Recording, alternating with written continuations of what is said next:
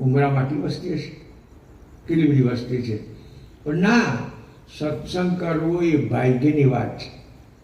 પછી અવારનવાર દેખાદેખી કે સંગદોષથી જઈએ ને સંસ્કાર પડે તો પછી લગ્ન લાગે પાછી. એટલે બાપજી કહે છે કે સત્સંગ ભાગ્યશાળીને મળે, સત્સંગ સાચી વસ્તુની પ્રાપ્તિ કરાવે. એટલે દયાળુ કહે છે રાગ નહીં જેને કેવું રે અંતર. કોઈ વસ્તુમાં રાગ દ્વેષ હોય, જો રાગ હોય તો દ્વેષ હોય જ. રાગને જેને કેવું અંતર, ત્યાગ તને ભર્યા ભાગી.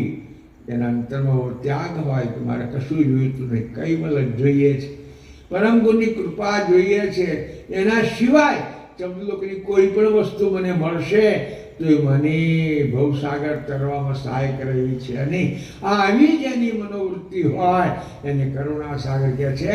તે સાધુ નિજ સંત યોગીજન વૈરાગીને વિતરાગી. સાધુ કહેવાય, સંત કહેવાય, વૈરાગીને વિતરાગી કહેવાય.